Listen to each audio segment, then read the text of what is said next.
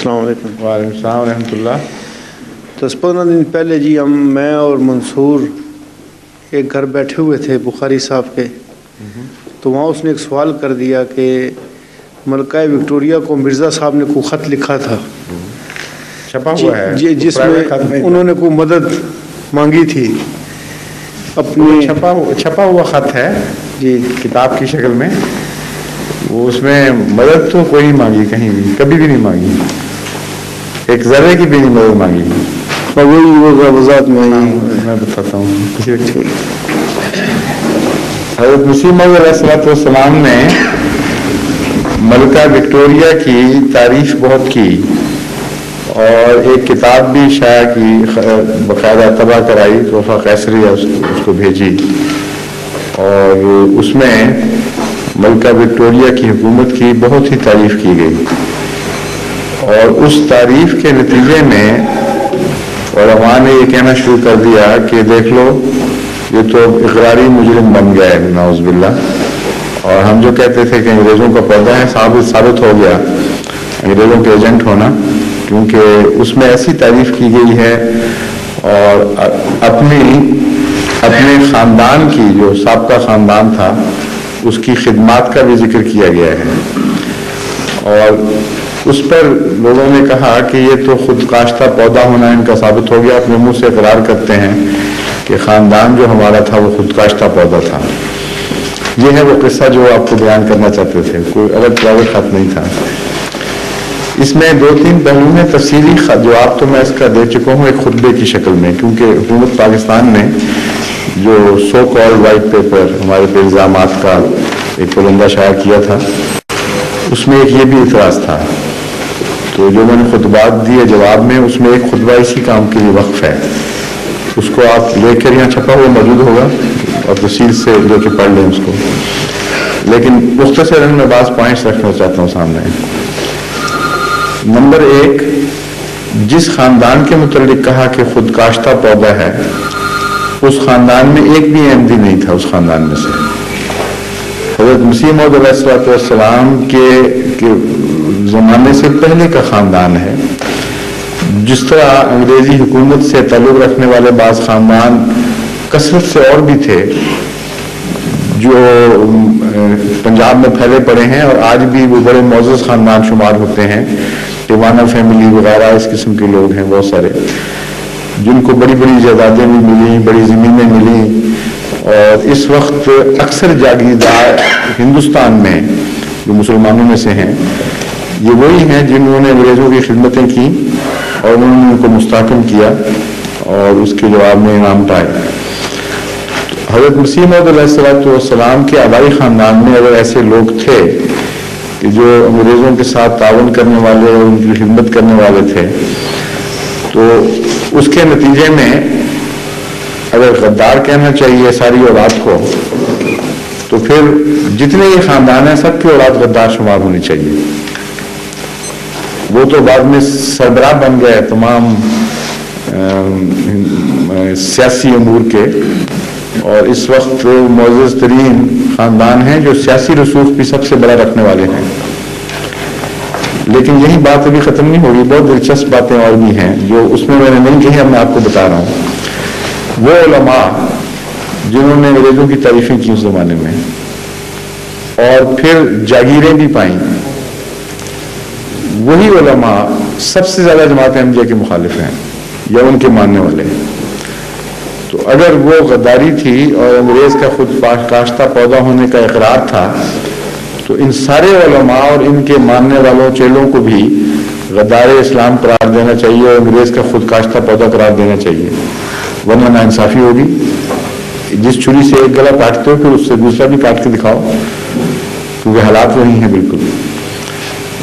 تیسری بات دلچسپ یہ ہے کہ ان سارے خاندانوں میں سوائے صرف یہ خاندان ہے حضرت مسیح موعود علیہ السلام کے آباء و اجداد کا، جس نے انگریز سے کوئی جاگیر نہیں پائی۔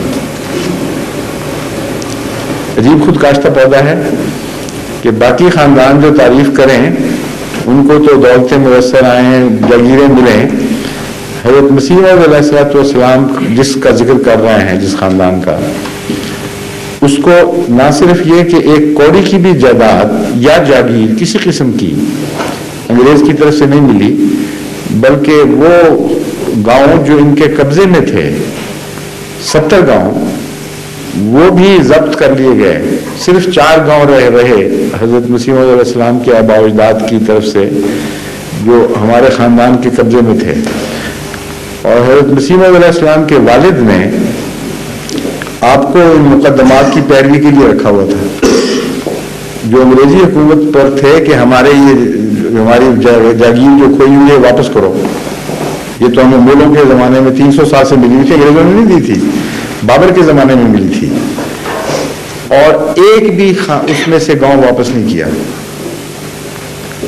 ایک گاؤں کا 1 ایکڑ بھی واپس نہیں کیا. حضرت مسیح موعود علیہ السلام اس کا ذکر کرتے ہوئے کتاب البریہ میں بھی لکھتے ہیں، میں نے اپنے والد کو بہت سمجھایا کہ کیا دنیا کے جھگڑوں میں پیچھے پڑے ہوئے ہو، یہ چھوڑ دو. لیکن وہ ایسے دنیا دار تھے، ان کا وہ ہٹتے ہی نہیں تھے، یہاں تک کہ جو کچھ ہاتھ میں تھا وہ بھی گوا دیا سب کچھ. اور اسی صدمے سے پھر وہ آخر وفات پا گئے. صدمے سے وفات کا مطلب ہے دل برداشتہ ہو کے اس دنیا سے اس حال میں رخصت ہوئے کہ گاؤں تو کیا ملنے تھے، جو ہاتھ میں تھا آمد موجودہ جائیداد کی وہ بھی جاتی رہی اس سلسلے میں. یہ اقرار ہے انگریز کا خود کاشتہ پودا ہونے کا. اور جو الزام لگانے والے ہیں مولوی محمد حسین صاحب بٹالوی اور اس قسم کے علماء، ان کا ریکارڈ سے ثابت ہے کہ ان کو حکومت کی طرف سے خطابات بھی ملے ان علماء کو اور جاگیریں بھی ملی. اور پھر ان کی اولادیں انگریزوں کی حکومت میں ملازم بھی ہوئیں. اور حضرت مسیح موعود علیہ السلام جن کی تعریف کے نتیجے میں ان پر الزام ہے، انہوں نے اپنی اولاد کو نصیحت کی کہ تم وقف ہو دین کے لیے، کوئی ملازمتیں نہیں کرنی. ان کے بیٹوں نے آگے ہمیں نصیحت یہی کی. حضرت مسیح موعود علیہ السلام کے خاندان میں آپ کے سب سے بڑے بیٹے میرے والد تھے. 13 بیٹے خدا نے آپ کو دیے اور 13 کے 13 کو یہ نصیحت کی کہ تم نے حکومت کی کوئی ملازمت نہیں کرنی اور آزاد رہو اور اللہ تعالیٰ تمہارا حافظ ہوگا اور وقف کرو اپنے آپ کو. سب نے وقف کیا، بعضوں کا نہیں قبول ہوا. جماعت کی طرف سے یہ رعایت کوئی نہیں تھی کہ کس کا بیٹا ہے اور کس کا نہیں. جو میرٹ پر جماعت کو اس قابل لگتا تھا کہ وہ جماعت کی خدمت میں کام آئے گا اس کو قبول کرتی تھی، اور ابھی بھی یہی طریق ہے. اور جس کو رد کرنا چاہے رد کر دیتی تھی. چنانچہ خود میرے پاس میرے بعض بھائیوں کی بار بار درخواستیں آئی ہیں کہ ہمارا وقت کیوں قبول نہیں ہو رہا، ہمیں لیا جائے. میں کہتا ہوں نہیں، میں جو پہلے خلفاء کا فیصلہ تھا وہی میرا ہے. تو مگر انہوں نے کیا. اصل تو یہ سوال ہے، اور اتنا سنجیدگی سے اتنا درد سے کیا کہ ناقبول ہونے کا شکوہ ابھی تک کر رہے ہیں اور بار بار لکھتے ہیں کہ ہمارا وقت قبول کیا جائے. یہ انگریز کا خود کاشتہ پودا تھا. اور وہ جنہوں نے سروں کے خطاب لیے اور بڑی بڑی پھر نوکریاں لی اور جائیدادیں حاصل کی اور سارے ہندوستان کی سیاست، مسلمانوں کی سیاست پہ قابض ہو گئے انگریز کی عطا سے، وہ اس وقت ان کی اولادیں وزیر بھی ہیں اور وہ بڑے عہدوں پر فائز اور پاکستان کے اول درجے کے خدمتگار شمار ہو رہے ہیں. یہ کون سا انصاف ہے؟ پھر آگے دیکھیے تعریف کس بات کی ہے. تعریف اس بات، اس میں لکھا ہوا ہے سب کچھ، کس بات کی تعریف ہے. تعریف اس بات کی ہے کہ سکھوں کی ظلم سے تم نے ہمیں نجات بخشی. یہ امر واقعہ ہے کہ نہیں؟ پنجاب کی تاریخ سے جو واقف ہے، جو آج ضیاء سکھوں کی پیروی میں ہمارے ساتھ کر رہے ہیں ضیاء صاحب، وہ سکھ ان سے کیا کرتے تھے. بلکہ یہاں تک ہے کہ اذان دینا بھی جرم تھا، کلمہ پڑھنا جرم تھا، اور وہ سزائیں دیتے تھے. بھائی اتنی ذلیل سزائیں نہیں دیتے تھے جتنا یہ دیتے ہیں. وہاں صرف فرق یہ تھا کہ سکھ حکومت نہیں کرتی تھی یہ کام، سکھ عوام کرتے تھے. اور جہاں تک ان کا تعلق ہے سکھوں کے مہاراجا مشہور، کیا نام ہے ان کا، رنجیت سنگھ، انہوں نے انصاف کروایا. بلکہ ان کے بڑے شاندار واقعات ہیں بعض انصاف کے. ایک دفعہ ان کی عدالت میں بھی یہ معاملہ پیش ہوا. سکھوں کا وفد، جب سکھ اپنے پورے عروج پر تھے، پیش ہوا کہ فلاں جگہ مسلمان اذانیں دے رہے ہیں اور ہم ہماری عورتیں اور ہمارے کھانے اذانے جاتے ہیں، مگر کہ اذان کی نحوست پڑ جاتی ہے ان کے اوپر، تو ان کو حکم بند کر دیا جائے۔ رنجیت سنگھ نے بلوایا مسلمانوں کے نمائندوں کو، انہوں نے پوچھا کہ بتاؤ یہ کیا وجہ ہے، کیوں اذان دیتے، کیوں نہیں باز آتے؟ انہوں نے کہا بات یہ ہے کہ عبادت ہے، خدا کے لیے عبادت کی خاطر 5 وقت مسلمانوں کو ایک مسجد میں اکٹھا ہونا ہوتا ہے۔ اب وقت بتانا ہوتا ہے، کون بار بار ہر جگہ جا کے کنڈے کھٹکائے اور بلائے، اس لیے خدا تعالیٰ نے یہ نظام مقرر کر دیا، ایک آدمی کھڑے ہو کر اونچی آواز میں اعلان کرتا ہے، سب کو پتہ لگ جاتا ہے، یہ ہمیں صرف ہے تکلیف۔ تو انہوں نے کہا اس کا تو انتظام میں کروا دیتا ہوں۔ جنہوں نے شکایت کی تھی ان کو حکم دیا کہ اذان میں بند کرواتا ہوں لیکن نماز کی اطلاع تمہیں کرنی ہوگی۔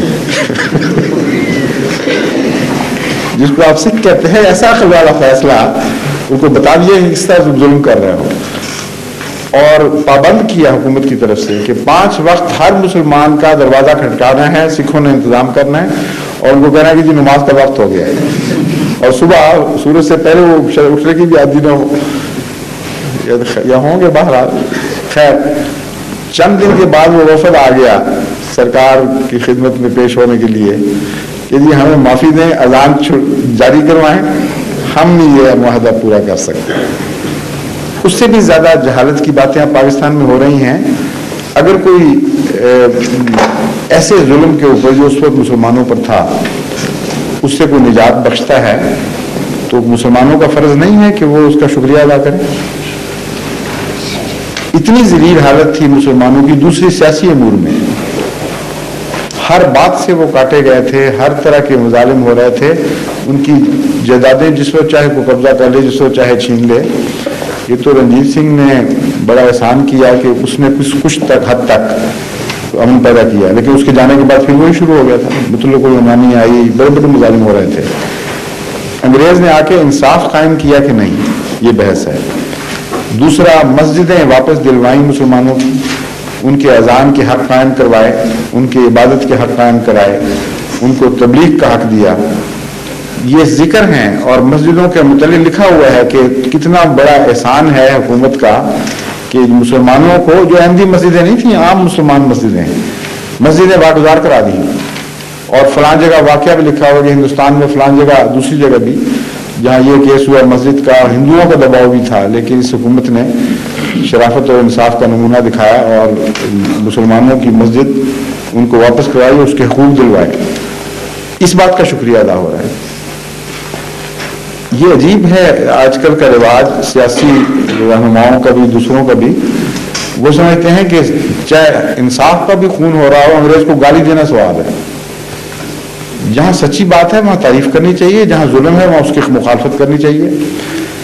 انگریز نے حضرت عیسیٰ کو خدا کا بیٹا بنایا، اس کے خلاف نہیں یہ بولے، آج بھی نہیں بولتے۔ جس کو انگریز کا پٹھو کہہ رہے ہیں اس نے ان کے خدا کے اکلوتے بیٹے کو مار کے دکھا دیا ان کی کتابوں کی روح سے، اور اس وقت یہ جہاد کیا جبکہ کسی کی مجال نہیں تھی کہ انگریزی مذہب کے خلاف بات کرے، وہ انگریز کا پودا۔ اس لیے کہ انصاف کے معاملے میں اس نے تعریف کی، جہاں حق تھا وہاں تعریف کی، جہاں ظلم تھا ان کا اس کے خلاف احتجاج کیا، اور اتنا سخت احتجاج ہے عیسائیت کے خلاف حضرت مسیح موعود علیہ السلام کا اس زمانے میں کہ ان مولویوں کے تو پتے پانی ہو جائیں، کس طرح کی وہ زبان انہوں نے استعمال کی ہے، اتنی زبردست حکومت کے متعلق۔ اور پھر ساتھ حیرت کی بات یہ ہے کہ یہی علماء اس وقت انگریزوں کو شکایتیں لگاتے تھے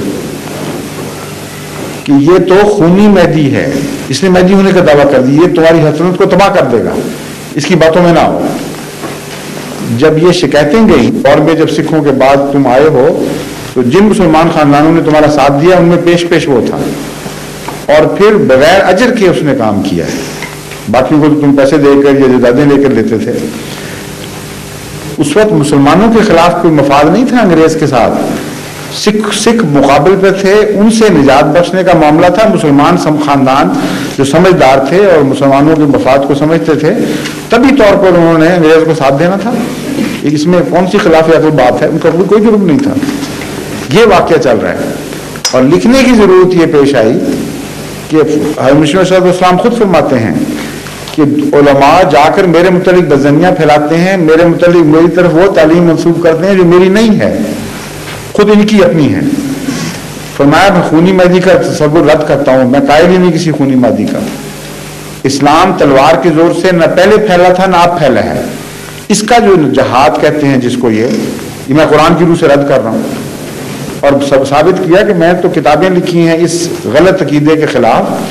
اگر تمہیں جہاد کا خطرہ ہے، یعنی تلوار کے زور سے زبردستی کسی کا مذہب تبدیل کرنا اور خون خرابہ کرنا، تو میں تو اس کا قائل ہی نہیں ہوں۔ جو شکایت کر رہے ہیں وہ اس کے قائل ہیں۔ یہ ہے مضمون اس ساری کتاب کا، اور ایک ذرے کی بھی کوئی امداد اگر کوئی مولوی یا غیر ثابت کر دے کہ کبھی انگریزی حکومت سے لی ہو تو ہم مجرم۔ وہاں تو احسان بتائے ہیں اپنے کہ ہمارے خاندان نے یہ اتنے تمہیں گھوڑے دیے جب تمہاری لڑائی ہو رہی تھی فلان جگہ، اور اپنے خرچ سے دیے، اتنے سپاہی دیے اپنی جیب سے دیے، اور تم نے اس کے مقابلے پر یہ کیا کہ ہمارے گاؤں قبضہ کر دیے ہیں۔ یہ انگریز کا پودا اس طرح لگتا ہے؟ یہ کوئی سوچنے والی بات ہے؟ عقل کی بات کرے انسان کہ جو ایجنٹ ہے وہ اعلان کر رہا ہے، اخباروں میں چھپا رہا ہے، کتابیں لکھ کے شائع کر رہا ہے کہ میں ایجنٹ ہوں، اور پھر انگریز کی عقل کہاں گئی تھی؟ اب یہ ذرا سوچئے۔ وہ تو عیسائیت پھیلانا چاہتا تھا بڑے زور سے اس ملک میں، اور یہ ایک اسٹیبلشڈ فیکٹ ہے، ساری ان کی پرانی کتابیں جو تاریخی ہیں اس بات پر گواہ ہیں کہ انگریز کا دایاں بازو اس وقت عیسائیت تھی۔ ہندوستان میں اپنے استحکام کے لیے ایک ہزارہا پادریوں کا جلوس نکالا ہوا تھا، انہوں نے ایک کے بعد دوسرے بھیجتے چلے جا رہے تھے، اور سیالکوٹ جیسی جگہ جو اب مسلمانوں کا گھر سمجھا جا رہا ہے عیسائیوں کا اڈا بن گیا تھا۔ ناروال آپ اب بھی جا کے دیکھیں کتنے عیسائی ہیں وہاں، کیسے کیسے گرجے پرانے پڑے ہوئے ہیں، یوں لگتا تھا سویپ کر جائے گی عیسائیت۔ اس وقت یہ مولوی کہاں تھے؟ حضرت مسیح موعود علیہ السلام کو، جن کو انگریز کا پودا کہتے ہیں، آپ کو توفیق ملی یہ اعلان کرنے کی کہ قرآن کی روح سے بھی عیسیٰ مر گیا ہے اور بائبل کی روح سے بھی مر گیا ہے۔ یہ اعلان انگریز کے پودے نے کرنا تھا، جبکہ جو نہیں تھے ان کو توفیق نہیں مل رہی تھی۔ یعنی اس زمانے میں انگریز کے مذہب کے خلاف اعلان کرنا یہ کوئی معمولی بات تو نہیں۔ انگریز نے کھڑا اس لیے کیا تھا کہ ہمارے خدا کو مارے، انگریز نے اس لیے کھڑا کیا تھا کہ عیسائیت کا راستہ روک دے اور الٹی الغار کرے اسلام کی طرف سے۔ کیسی عقل کے خلاف بات ہے۔ پھر انگریز نے ایک پودا لگایا تھا، ایسے عقائد اس کو پھیلانے کی اجازت دی۔ وہ کہتے ہیں، مولوی آخر پر یہ بات کہتے ہیں کہ دراصل جہاد سے انگریز کو خطرہ تھا کہ مولوی جہاد کریں گے، اور مسلمانوں کا جہاد کا اتنا روک تھا انگریز پر کہ اس کو ڈر تھا کہ ساری حکومت ہم سے چھین لیں گے۔ اس لیے انہوں نے قادیان میں ایک جھوٹا نبی کھڑا کیا، اور اس سے یہ سودا طے ہوا کہ تم جہاد کے خلاف مسلمانوں کو کر دو تو ہمارا خطرہ ٹل جائے گا۔ یہ ہے کہانی جو آج تک اسی طرح بیان کی جا رہی ہے۔ اور اس حصے کو ذرا دیکھیے۔ پہلی بات، جس سارے ہندوستان کو مغلیہ سلطنت کے باوجود، ہندوؤں کی مخالفت کے باوجود، سکھوں کے زور کے باوجود انگریز نے طاقت سے سر کر لیا تھا، اسے کس مسلمان سے خطرہ تھا جہاد کا؟ جو حکومت کے وقت تو اپنے آپ کو بچا نہ سکا، بعد میں اس نے انگریز کا کیا کر لینا تھا اور کیا کیا؟ دوسرے یہ کہ جس کو اس نے ایجنٹ بنایا تھا جہاد کے متعلق، اس سے ایسا اعلان کیوں کروا دیا جس سے سارا عالم اسلام اس سے دشمن ہو جائے؟ اتنی سی معمولی عقل کی بات ہے۔ اگر کوئی انسان ایجنٹ بنانا چاہے کسی قوم میں تو اس کو ہرد عزیز بنانے کی کوشش کرتا ہے، ایسی باتیں اس سے کرواتا ہے کہ وہ بیچ میں گھل مل جائے، اس کا پتہ نہ لگے، اس کی دوستیاں بڑھیں، اس کے تعلقات وسیع ہوں، تاکہ اس کی بات مانی جائے۔ ادھر اس کو کہا جہاد کے خلاف جہاد کرو، اور ادھر اس کو کہہ دیا کہ تم نبوت کا، امتی نبوت کا بھی دعویٰ کر دو اور عیسیٰ علیہ السلام کی موت کا بھی اعلان کر دو، تاکہ سارے مسلمان تمہاری جان کے دشمن ہو جائیں۔ یہ انگریز کی عجیب اسکیم ہے۔ اتنی معمولی عقل تو بیوقوف سے بیوقوف آدمی کو بھی ہوگی کہ یہ ترکیب جہاز چل ہی نہیں سکتی کسی طرح، کہ جس کو ایجنٹ بنانا ہو، جس کی رائے کو دنیا میں پھیلانا ہو، اس سے ایسے دعوے کروا دیے جائیں کہ جس کے نتیجے میں اس کے دوست بھی دشمن بن جائیں. چنانچہ حضرت مسیح موعود علیہ الصلوۃ والسلام کی زندگی کا تو ایک ایک لمحہ اس الزام کو جھٹلا رہا ہے. صرف آنکھیں ہونی چاہیے کھلی، معمولی سی فہم ہو تو انسان کو سمجھ آ جاتا ہے. جب آپ نے اعلان کیا ہے انگریز، ان کے کہنے کے مطابق انگریز کے اشارے پر کہ مجھے خدا نے اس زمانے میں رسول اللہ صلی اللہ علیہ وسلم کا نائب بنا کے کھڑا کیا ہے، مہدی بنایا ہے، مسیح بنایا، یہ اعلان کیا نا، اس سے پہلے آپ سارے ہندوستان میں حضرت عزیز تھے اس اعلان سے پہلے. اور مولوی محمد حسین صاحب بٹالی جو بعد میں جان کے دشمن ہوئے، انہوں نے اشاعت سنہ میں اپنے رسالہ میں حضرت مسیح موعود علیہ الصلوۃ والسلام کے متعلق یہ لکھا کہ 1300 سال سے آج تک اسلام کا ایسا شاندار دفاع کرنے والا پیدا نہیں ہوا. اور کہتے ہیں کوئی اس چیز کو ایشیائی مبالغہ نہ سمجھے. میں جب یہ بات کہہ رہا ہوں ایک عالم اسلام کے طور پر تو میری تاریخ پر نظر ہے. آگے تفصیل بیان کرتے ہیں کہ کیا کیا اسلام کے لیے انہوں نے جہاد کیا ہے، کس کس جہت میں جہاد کیا ہے. کہتے ہیں اگر کوئی میرے بات کو مبالغہ سمجھتا ہے تو لا کے دکھائے کوئی ثانی مرزا غلام احمد کا، اس سے زیادہ اس نے ہر جہت میں اسلام کی خدمت کی. ان کی زرعی میں گزشتہ سارے اولیاء موجود تھے، مجددین تھے. مولوی محمد حسین بٹالوی کو پتہ نہیں تھا کہ کون کون بڑے بزرگ گزر چکے ہیں. اور جب آپ نے کہا کہ مسیح فوت ہو گئے ہیں تو عیسائیوں سے بڑھ کر دشمنی ان مولویوں نے کی. انگریز نے عجیب پودا لگایا ہے کہ پودا لگاتے ہی اس کی بیخ کنی کے مکمل انتظام کر لیا. اور جو ان کے مخالف تھے ان کے لیے ہندوستان میں جامعہ قائم کیا اور دیوبند کے نام پر ایک تحریک چلائی جس کا سارا خرچہ انگریزی حکومت دیتی تھی، جس کا افتتاح لیفٹیننٹ جنرل بہادر یوپی نے کیا، اور جس کے وظیفہ خار تھے یہ سارے مولوی جو جماعت احمدیہ کی مخالفت کے لیے اس وقت سے آج تک وقف ہے. عجیب پودا لگایا ہے. سعودی عرب کی حکومت کو قائم کیا. یعنی یہ اس فیکٹ کا کون انکار کر سکتا ہے؟ الزام نہیں. تو آج آپ کسی لائبریری میں ان کی چلی جائیں، وہاں سے ڈاکومنٹس نکال کے دیکھیں کہ پرنس عبدالعزیز کو کون وہاں لانے والا تھا، کیا معاہدہ ہوا تھا ان کا، کاربائنز انگریزوں نے دی، روپیہ مہیا کیا، سالانہ وظیفے مقرر کیے، صرف اس لیے کہ سلطنت عثمانیہ کمزور ہو جائے اور عرب نام پر ایک حکومت ان سے آزاد قائم ہو جائے. جس اصل ڈرتے تھے وہ سلطنت عثمانیہ سے. اور جن کو کھڑا کیا وہ کہتے ہیں کہ ہم انگریز کا پودا ہے. اور سب سے زیادہ وہ شور مچا رہے ہیں. پودے تو اس طرح لگتے ہیں ثابت ہو کہ یہ رقم جا رہی ہے، یہ فوجیں جا رہی ہیں، یہ امداد ہو رہی ہے، فارن پالیسی پہ یہ کنٹرول ہو رہا ہے. سارے ڈاکومنٹڈ کام ہے.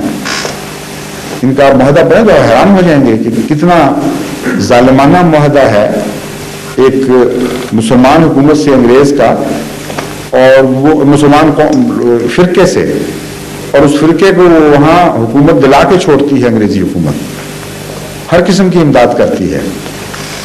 فارن پالیسی میں جو شرطیں ہیں اس کی یہ ہیں کہ تمام فارن حملوں سے ہم ذمہ دار ہیں تمہاری حفاظت کے، لیکن فارن پالیسی ہماری ہوگی تمہاری نہیں ہوگی. یہ ہم پر الزام لگانے والے ہیں کہ یہ انگریز کا پودا ہے. اپنا حال یہ دیکھ لیں. اور اندرونی پالیسی تمہاری ہوگی لیکن ان شرطوں کے ساتھ، یعنی انٹرنل پالیسیز میں بھی دخل دیا ہوا ہے. اور لطف کی بات یہ ہے ان کی حج بند کرنے کی عادتیں پرانی ہیں. انگریز جو عیسائی ہیں وہ شرطوں میں بات لکھواتے ہیں کہ تم مسلمانوں کا حج نہیں بند کرو گے.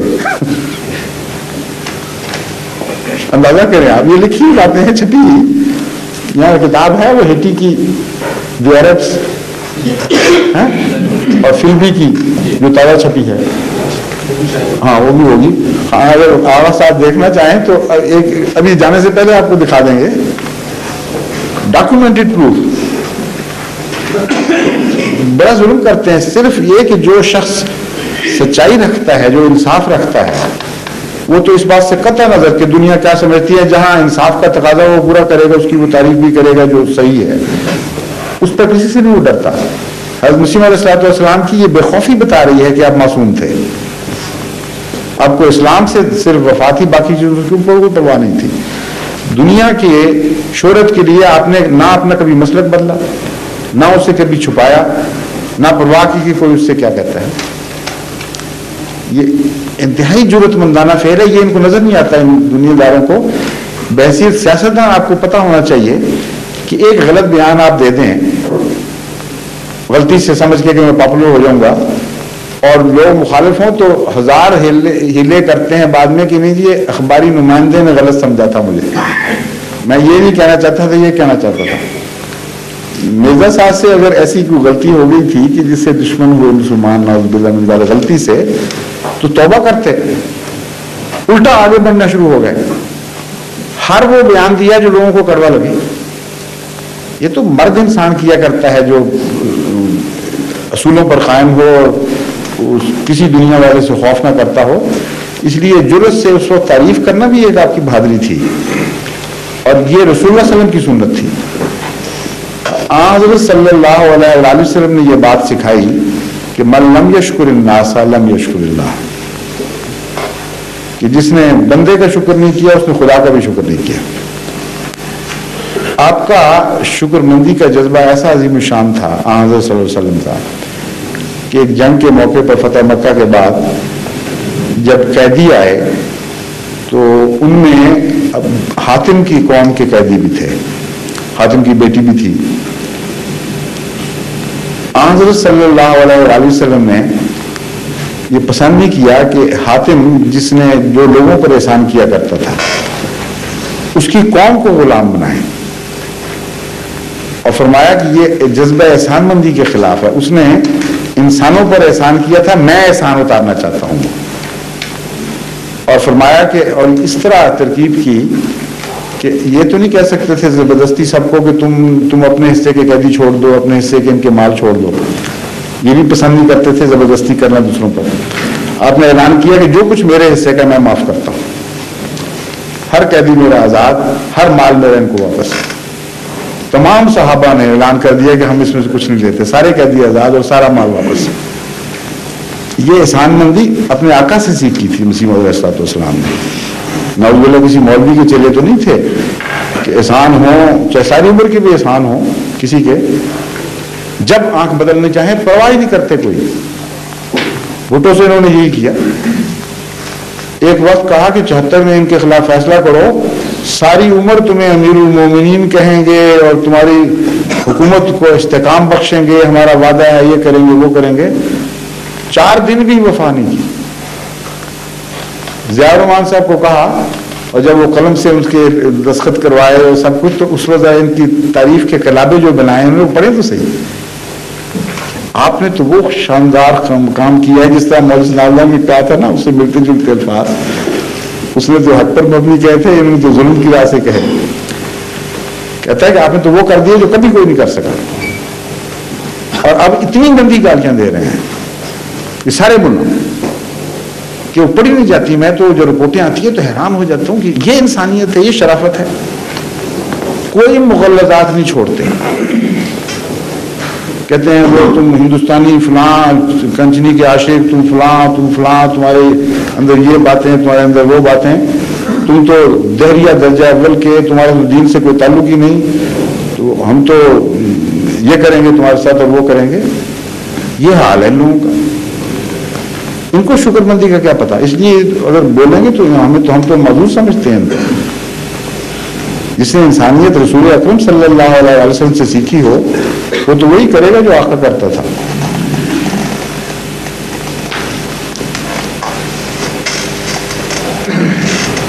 اور کوئی سوال فرمائیے. آپ سے پہلے رشید صاحب اٹھنے لگے تھے. پہلے رشید صاحب آپ اٹھے تھے نا کہ نہیں؟ سوال تو ہے لیکن باہر سے ہوگا. نہیں میں تو وہ بھی باہر کے نہیں، وہ یہیں کے ہیں. ان سے پہلے آپ اٹھے تھے نا کہ آپ آ جائیں، آپ کے بعد پھر میں ان کو بلاؤں گا.